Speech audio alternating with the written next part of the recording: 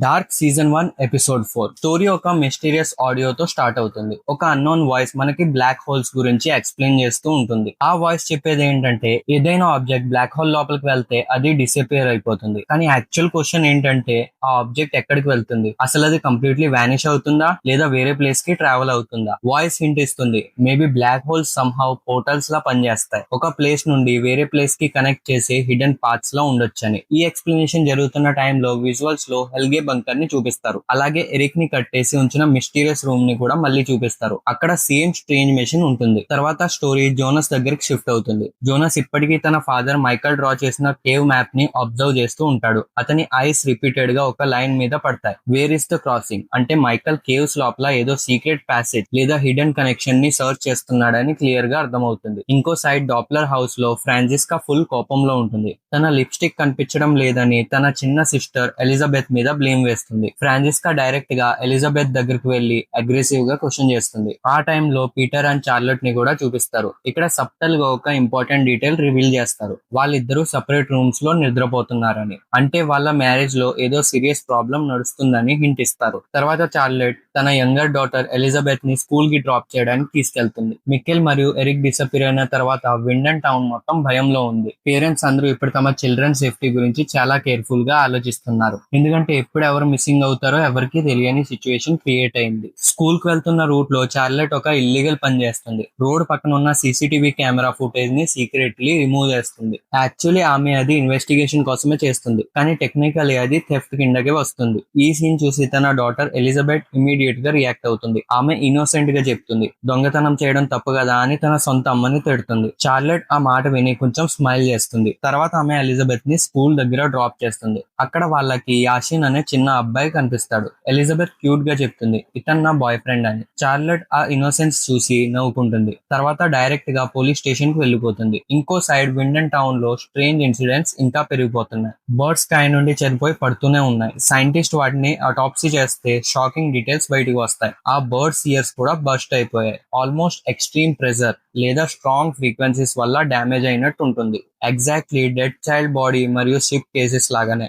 ఇంకా birds body మీద white spots కూడా ఉంటాయి. ఇంట్రెస్టింగ్ పాయింట్ ఏంటంటే 33 years బ్యాక్ చార్లెట్ ఇదే ఇన్సిడెంట్ ఆల్రెడీ చూసింది. సో చార్లెట్ ఇమీడియట్ గా క్వశ్చన్ చేస్తుంది, బర్డ్స్ మీద వైట్ స్పాట్స్ ఎందుకు ఉన్నాయని. ఇన్వెస్టిగేషన్ లో రివీల్ అవుతుంది, అవి రేడియేషన్ ఎఫెక్ట్స్ అని. 1986 లో అయితే అది అండర్స్టాండబుల్, ఎందుకంటే అప్పుడే చెర్నోబిల్ డిజాస్టర్ జరిగింది కదా, రేడియేషన్ ఎయిర్ లో స్ప్రెడ్ అయి ఉంది. కానీ ఇప్పుడు 2019 లో మళ్ళీ అదే సిమ్టమ్స్ ఎందుకు వస్తున్నాయి అని పోలీస్ ని ఇంకా కన్ఫ్యూజ్ చేస్తుంది. అంటే సంహౌ ప్రెసెంట్ లో కూడా రేడియేషన్ రిలేటెడ్ డిస్టర్బెన్స్ జరుగుతుందని స్ట్రాంగ్ హింట్స్ వస్తున్నాయి. ఇప్పుడు చార్లెట్ కి స్ట్రాంగ్ గా అనిపిస్తుంది, 33 years బ్యాక్ జరిగిన ఇన్సిడెంట్స్ అండ్ ఇప్పుడు జరుగుతున్న ఇన్సిడెంట్స్ మధ్య డెఫినెట్లీ కనెక్షన్ ఉందని. ఎందుకంటే అప్పుడు కూడా బర్డ్స్ స్కై నుండి పడ్డాయి, చిల్డ్రన్ మిస్సింగ్ అయ్యాడు. ఇప్పుడు కూడా ఎగ్జాక్ట్ సేమ్ థింగ్స్ రిపీట్ అవుతున్నాయి. అదే కాకుండా ఇప్పుడు సడన్ గా ఒక అన్నోన్ డెడ్ చైల్డ్ బాడీ దొరికింది. పోలీస్ ఆఫీసర్ వూలర్ చార్లెట్ కి చెప్తాడు, ఈ చైల్డ్ ఐడెంటిటీ ఇంకా తెలీదు, ఎవరు, ఎక్కడి నుండి వచ్చాడు, నేమ్ ఏంటి, ఏమీ క్లారిటీ లేదని. చార్లెట్ ఇమీడియట్ గా సీరియస్ డిసిజన్ తీసుకుంటుంది. ఆమె చెప్తుంది, లాస్ట్ 15 years లో విండన్ లో మిస్సింగ్ అయిన ప్రతి చైల్డ్ కేస్ రిపోర్ట్స్ అన్ని మళ్ళీ బయటికి తీయండి,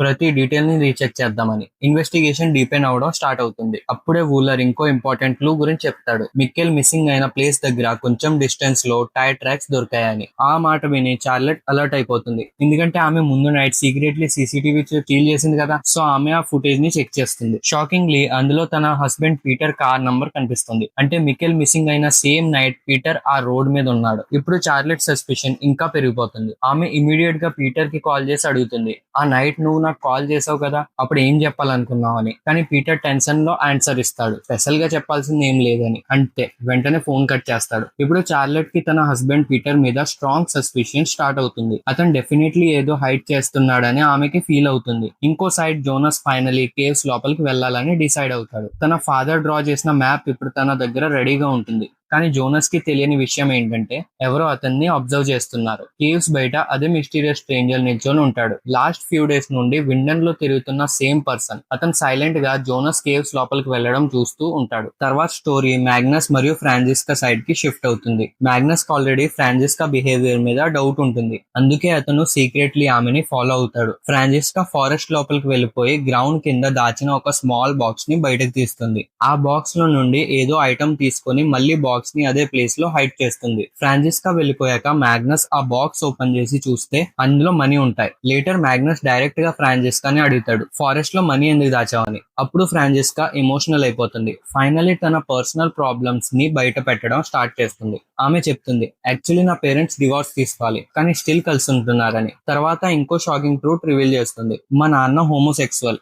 ఈ విషయం మా అమ్మకు కూడా తెలుసని చెప్తుంది. అంటే పీటర్ మరియు చార్లెట్ రిలేషన్షిప్ ఆల్రెడీ కంప్లీట్ గా బ్రోకన్ అని క్లియర్ అవుతుంది. కానీ ఫ్యామిలీ పర్ఫెక్ట్ గా ఉందని బయట వరల్డ్ ముందు యాక్ట్ చేస్తున్నారు. ఫ్రాన్సిస్కా ఈ ఫేక్ లైఫ్ నుండి ఎస్కేప్ అవ్వాలని కోరుకుంటుంది. అందుకే సీక్రెట్లీ మనీ సేవ్ చేస్తుంది, విండన్ నుండి దూరం వెళ్ళిపోవడానికి. మ్యాగ్నస్ ఆ పెయిన్ విని ఎమోషనల్ అయిపోతాడు. అతను ఫ్రాన్సిస్కాని ఓదార్చడానికి ట్రై చేస్తాడు. ఇప్పటి వరకు వీళ్ళిద్దరి మధ్య ఉన్న అట్రాక్షన్ మరియు టెన్షన్ ఈ మూమెంట్ తర్వాత యాక్చువల్ ఎమోషనల్ కనెక్షన్ గా మారడం స్టార్ట్ అవుతుంది. జోనస్ ఫైనలీ కేవ్స్ లోపలికి వెళ్తాడు. అతను తన ఫాదర్ మ్యాప్ హెల్ప్ తో ఏదో సర్చ్ చేయడానికి ట్రై చేస్తాడు. కానీ కొంచెం సేపు తర్వాత మళ్ళీ బయటకు వచ్చేస్తాడు. బయటకు వచ్చిన తర్వాత అతనికి ఒక స్ట్రేంజ్ డీటెయిల్ కనిపిస్తుంది. తన సైకిల్ మీద ఒక రెడ్ థ్రెడ్ కట్ ఉంటుంది. ముందు అది అక్కడ లేదు. అంటే జోనస్ కేవ్స్ లోపల ఉన్న టైంలో ఎవరో వచ్చి ఆ రెడ్ థ్రెడ్ కట్టారని క్లియర్ గా తెలుస్తుంది. కానీ అది ఎవరు చేశారో అతనికి తెలియదు. అదే నైట్ జోనస్ నిద్రపోతున్న టైంలో ఆ మిస్టీరియస్ స్ట్రేంజర్ సైలెంట్లీ తన రూమ్ లో వస్తాడు. అతను జోనస్ ఫాదర్ మ్యాప్ ని చూసి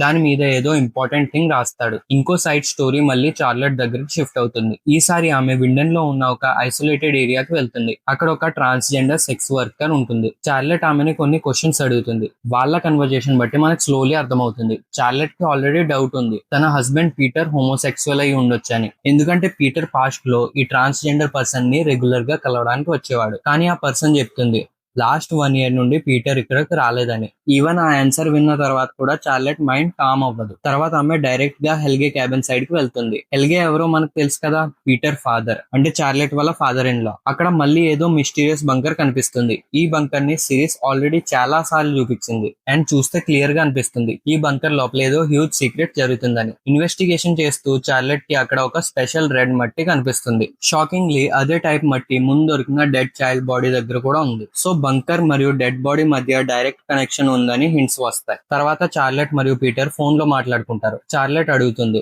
లాస్ట్ ఇయర్ నువ్వు నాకు ఒక ప్రామిస్ చేసావు, దాన్ని ఇంకా ఫాలో అవుతున్నావా అని. పీటర్ సింపుల్ గా ఎస్ అని ఆన్సర్ ఇస్తాడు. తర్వాత చార్లెట్ చెప్తుంది, నువ్వు ఎలిజబెత్ ని స్కూల్ నుండి పిక్ చేయాలి, నేను ఇప్పుడు బిజీగా ఉన్నా అని. Ulrich finally Winden nuclear power plant లోపలికి ఫోర్స్ గా ఎంటర్ అవడానికి ట్రై చేస్తాడు. కానీ సెక్యూరిటీ వాళ్ళు అతన్ని పట్టేసుకుంటారు. సిచ్యువేషన్ కంట్రోల్ చేయడానికి చార్లెట్ అక్కడికి వస్తుంది. కానీ ఉల్రిక్ అప్పటికే కంప్లీట్ గా కోపంలో ఉంటాడు. అతను ఫ్రస్ట్రేషన్ తో చార్లెట్ మీద అరుస్తాడు, నా కొడుకు మిస్ అయ్యాడు, నీ చైల్డ్ డిసపియర్ అయితే అప్పుడు నా పెయిన్ ఏంటో నీకు అర్థమవుతుందని. అతని హెల్ప్లెస్నెస్ ని ఆ డైలాగ్ లో క్లియర్ గా కనిపిస్తుంది. ఇంకో side Elizabeth school time complete అయిపోతుంది. అప్పుడే మనకి రివీల్ అవుతుంది Francesca missing lipstick actually Elizabeth దగ్గర ఉందని. ఎలిజబెత్ క్యూట్ గా ఆ లిప్స్టిక్ అప్లై చేసుకుంటుంది. కానీ కొంచెం సేపు తర్వాత రియలైజ్ అవుతుంది తన పేరెంట్స్ ఎవరు తనని పిక్ చేయడానికి రాలేదని. సో ఆమె ఎలోన్ గా ఇంటికి నడవడం స్టార్ట్ చేస్తుంది. అదే టైంలో ఓల్డ్ ఏజ్ హోమ్ లో ఉన్న ఓల్డ్ హెల్గేకి ఒక న్యూస్ తెలుస్తుంది, నియర్ బై ఏరియాలో ఒక చైల్డ్ డెడ్ బాడీ దొరికిందని. ఆ మాట విని హెల్గే కంప్లీట్ గా డిస్టర్బ్ అయిపోతాడు.